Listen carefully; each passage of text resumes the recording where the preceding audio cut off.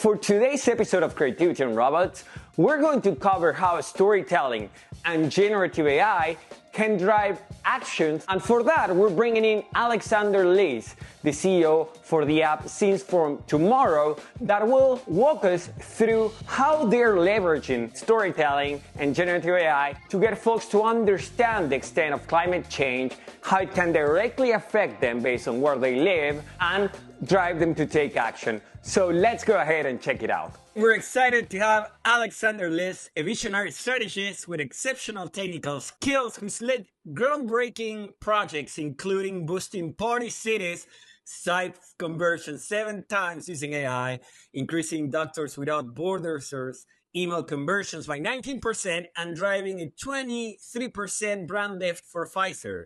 So Alexander's expertise spans AI, data science, and storytelling. Well, thanks for the great intro. I mean, for a second, I thought maybe there was like another Alexander Liss you were talking about. And I was like, wait, is this the right one? But, happy to be here and share my experience. Part of what you do, as you said, is telling stories through data, right? And I'm assuming that involves creating context, but also helping folks understand what's in need for them, which again, it's something that many folks in the creative space relate to, because at the end of the day, we're telling stories and looking for an audience that will relate. So what are some tips about storytelling that you have found are really useful through your career to get an audience's attention? Some tips for telling stories is you always want to start with a shared context. I'm sure a lot of us have been in presentations where someone starts to talk for like 3 or 4 minutes and then a hand raised and we're like, wait, are you talking about this thing that happened yesterday or happened like 20 years ago? Like, what are we talking about here? And you're like, oh no, they didn't have the same context. So just setting the stage, is critically important. And then, once you get into it, there's a lot of great tips on storytelling. I think a couple that have really benefited me are sequence, structure, and selective attention. Okay, so for the people taking notes on this at home, this is the part where they really lean in. But, sequence is a key to any good story, a beginning, middle, and an end. Structure, make sure people just understand kind of like the nature of the content that they're getting into. And that's very important in business and marketing and advertising. If you're presenting some dense quantitative data to people, you want to make sure you're bringing it up into the right structure, which can involve, prose, narrative. It can involve tables and graphs. It can involve animation, maybe even some dynamically created images. We might talk about that a little bit later.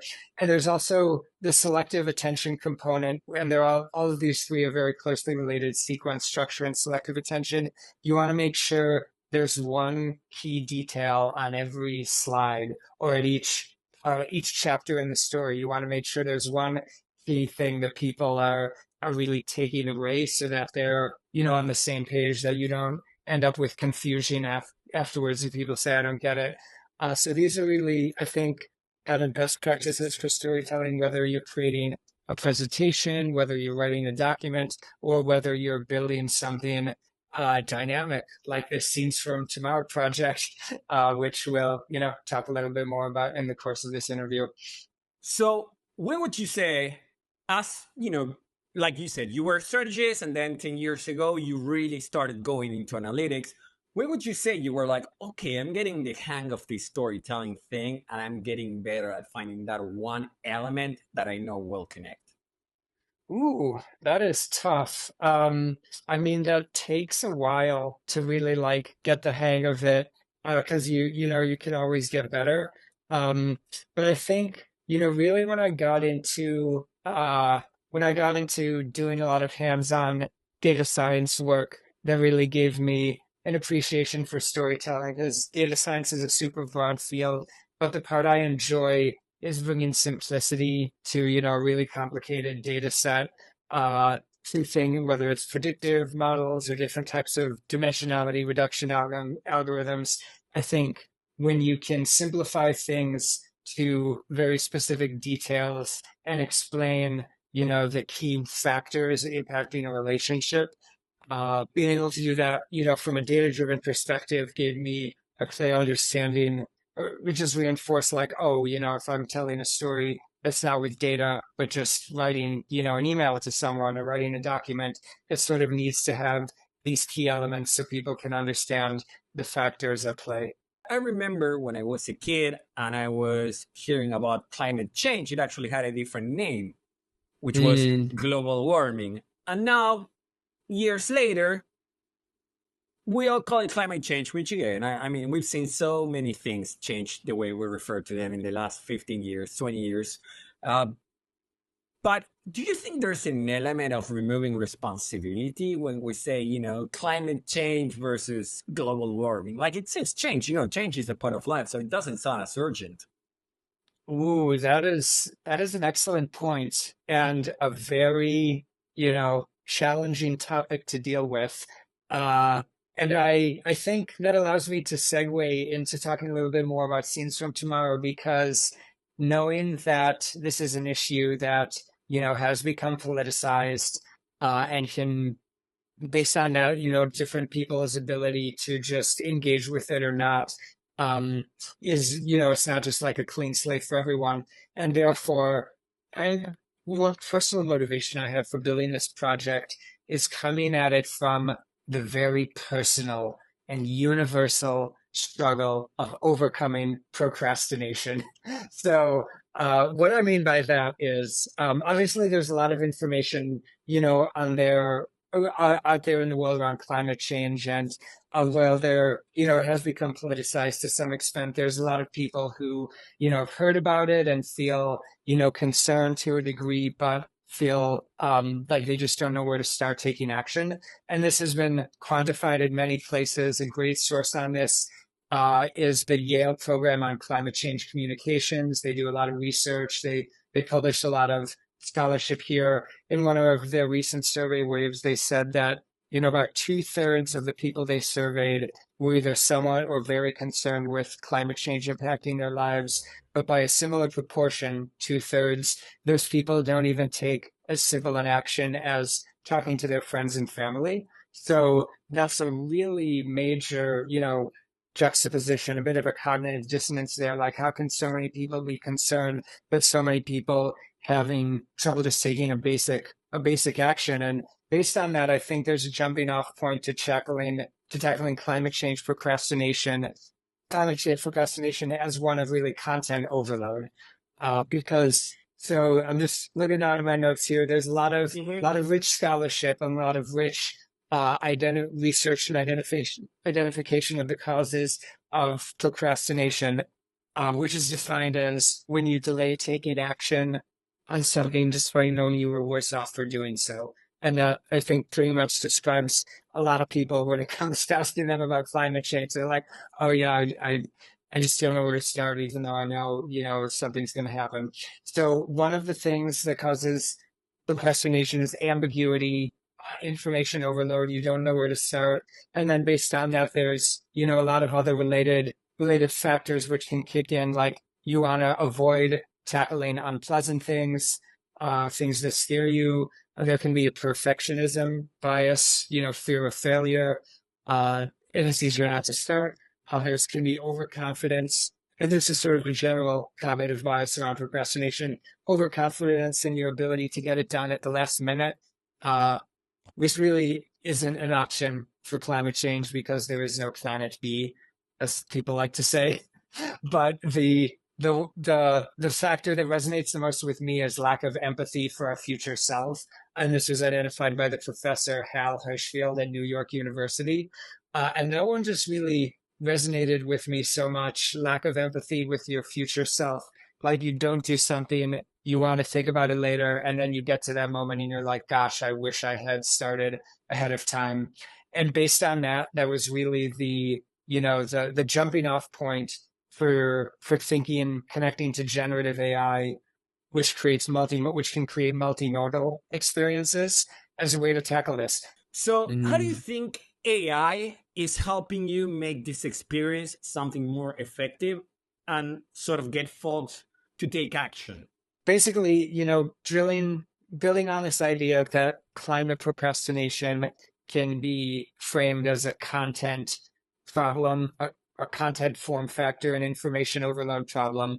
I think there's kind of three things that a lot of people struggle with. One is they hear information that's global. They don't know how to contextualize in your life. You hear disturbing information about melting glaciers or species dying off, but you just don't know what it's going to mean for you on a day-to-day basis.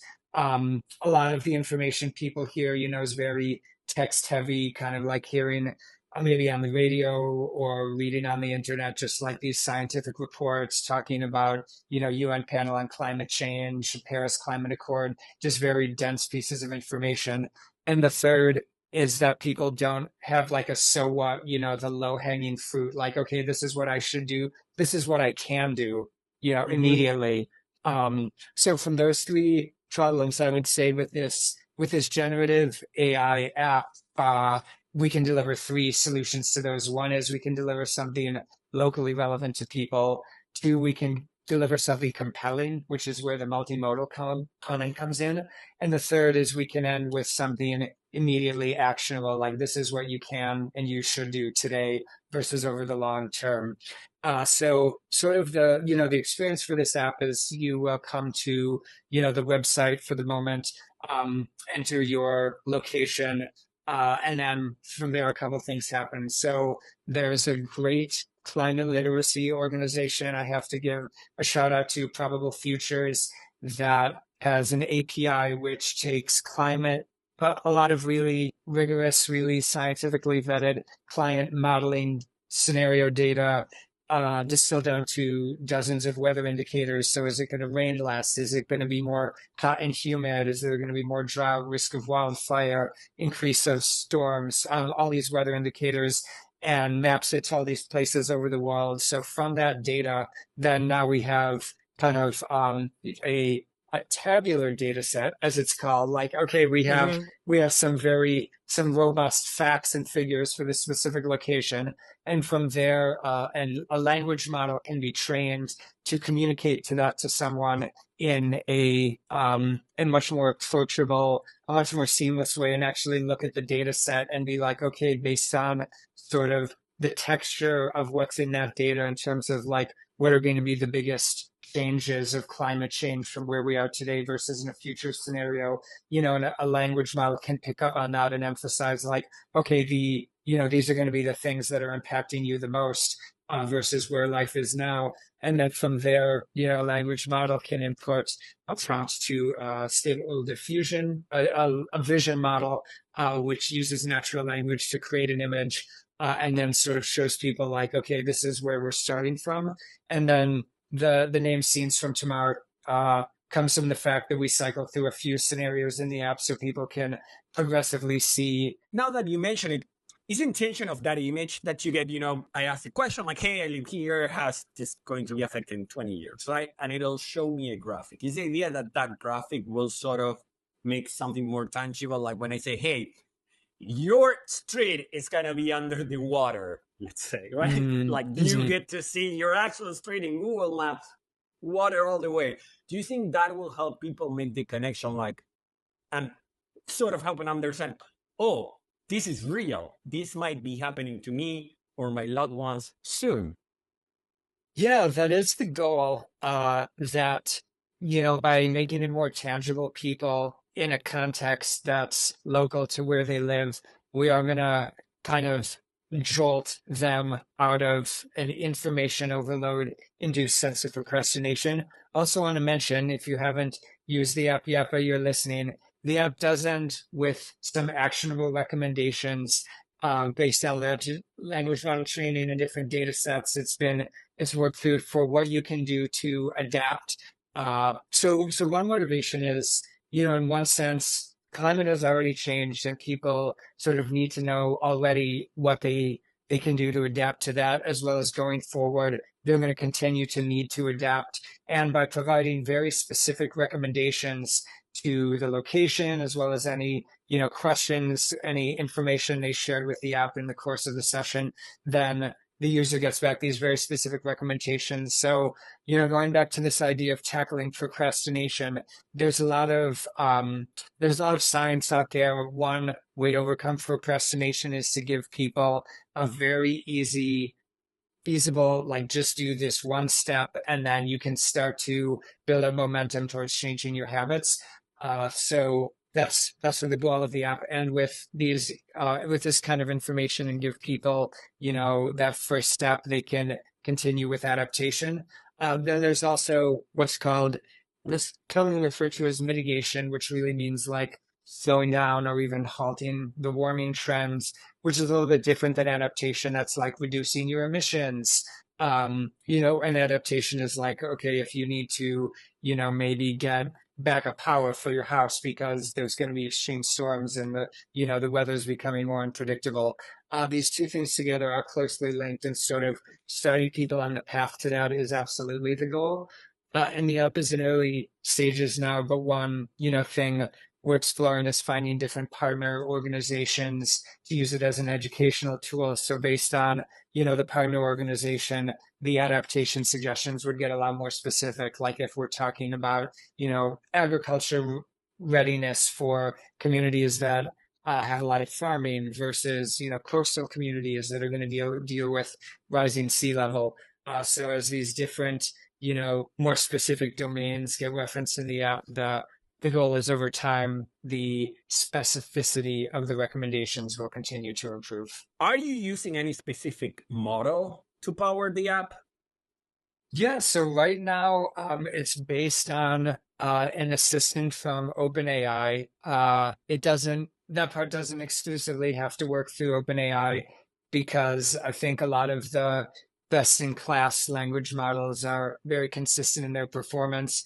But OpenAI, is kind of a market leader, has a lot of documentation around, how to use their API.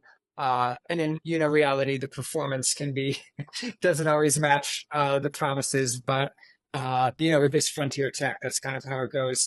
So that the language model assistant does function calling to pull from the probable futures API, which is collected from the location the user has entered to get the language, the actual location.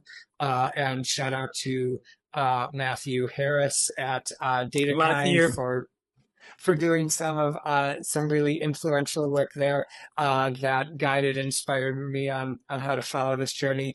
And then once you have, the data, it can be created into a story for the user, and then the image prompt fed to Stable Diffusion. That one is pretty specific at the moment, using Stable Diffusion, specifically their XL Turbo model, because it can generate pretty good completions within a couple seconds. And there's a lot of, there's an incredible range of really well-developed use cases around Stable Diffusion for more things like artwork, illustration, where it still happens pretty fast within, anywhere from 20 to 30 seconds to 2 to 3 minutes, depending on your hardware. But to give something that comes back to the user within a couple seconds, so it feels like a smooth chat experience. That's the XL Turbo model. Although, they just announced that Stable Diffusion Free is now going in beta.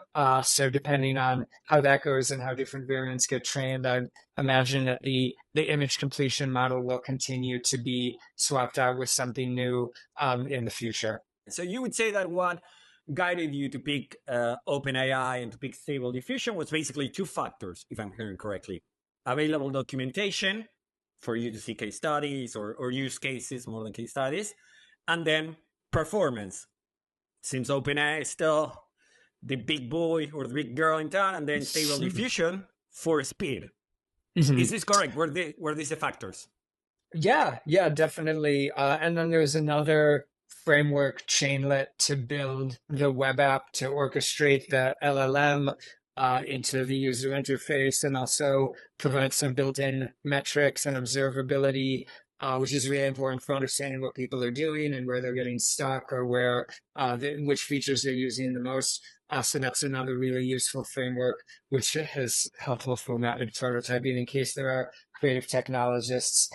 listening to this and looking to build their first projects, the framework makes it easy to get started quickly. We get told that AI in a couple of months, the robots overlords are gonna come over and tell us, oh, which again, I'm like, where are we gonna get the energy to do that, right? Like, who's gonna power that? Because if I put the air conditioner here during summer, the light goes out. So I don't know how you power the end of the world. But something more tangible is that many times we do see tech corporations, in this quest to be first to market with everything, promising things that for those of us that do this, you can either tell that there was a human in the loop for that demo to make up for the things the model cannot do, but also many times the positioning is just amplifying things that are not necessarily all that great. So do you ever think about that when it comes to your own app? There's no easy answer to that. I mean, certainly, like a lot of the way that these AI models have been trained over time there's a lot of documentation and literature showing how they weren't originally built with equal representation of people in mind. So, vision models didn't work on faces of color. That's the work of Joy Lee at MIT. And, there's just been this continuous friction between sort of the model developers leading the way and then, the community using it and actually identifying like, hey, there's some risks, there's some lack of fairness now. That's certainly a challenge with the language models, which the community, is continually, hopefully, working to mitigate faster than the technology can race ahead unfettered. From a vision model perspective, that's also a concern or just a topic that some people have raised that, in an era where there is controversy, unfortunately, in some circles, whether climate change is happening or not, showing people sort of creating images of scenarios that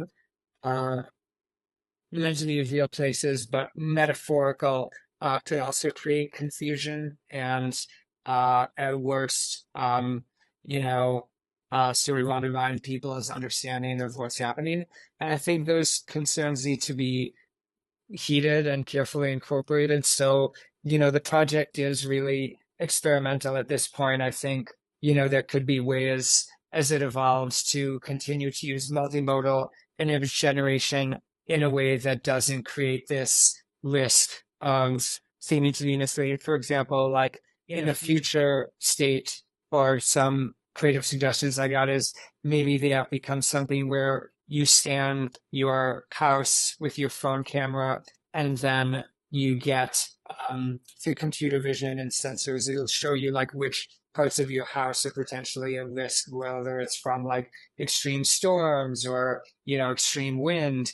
And in that way, vision can still be a compelling tool and also connect to just make sure it's grounded in something where there's less of a metaphorical aspect to it, because metaphors are open to interpretation and we wouldn't want any unintended consequences there. And you mentioned the power requirements. One last thing on this, which is also critically important, the power requirements that the robot overlords just don't have enough energy to take over at the moment. And there's also, the fact that large language models, use a lot of energy. So it's been built as a prototype, but anything that needs to be, but a feature that I'd say needs to be built in is incorporating some best practices more on the algorithm side to use less energy, on a per token basis. And then there's been some emerging research on that front around how to develop LLMs that they use less power, because we don't want to, exacerbate the factors that are causing climate change in the process of educating people on it. So part of what you say is you folks are aware of this and this dichotomy, I think it's the right word to say. But from what I'm hearing is something that you are trying to figure out a solution for. How are you making sure that as the app hopefully scales and becomes more popular, we are able to answer this question for folks? Yeah, I mean, it's absolutely a critical thing to consider right now. The app is in the complete opposite of scaling. So the, current usage is quite localized, but it is something that needs to be figured out. And, one of the things, sort of one of the communities I've engaged with in the past year on the journey to building this app is climatechange.ai. This is a global community of data scientists, machine learning engineers, AI researchers, and many others from across the world who, collaborate on a lot of these types of problems. And one of the things, I'm hoping to deepen the engagement with the community and make this, a bit of an open source project in the sense of, work together with the community of people who know a lot more than I do to be like, okay, we want to educate people on climate change with AI without using so much power that we exacerbate climate change. And that certainly, is a big challenge and something that getting the best and brightest minds involved in that is probably the next step. Where can folks play with Scenes from Tomorrow? That's a great question. So I think we're going to put the link in the show liner notes, but the website we'll also link to the experience, and it's scenesfromtomorrow.com, all one word and spelled, scenes from a movie, SCENES from tomorrow. May not roll off the tongue, but hopefully it's easy to remember. Alex, thank you so much for your time. This has been an amazing conversation to understand a bit more about other applications of AI, about storytelling. I really appreciate you taking the time. For those of you that are watching on YouTube, please let us know in the comments what are the actions you're taking, and if you're using AI to take any actions to make sure the planet doesn't get as hot as it's currently looking like. And if you're listening to the audio version on Spotify or Apple Music, a review letting us know how you feel about the show, what you're liking. It's always appreciated because the algorithm loves the stuff. So thank you so much to all of you for joining this episode of Creativity and Robots, and we'll see you next week. Thank you, Alex. Have an amazing time. Thanks, Ron. Great to be here. Thank you. Amo la creación en mi pantalla, bits y bytes en danza, todo brilla, cada código que escribo canta. Sabor a cumbia.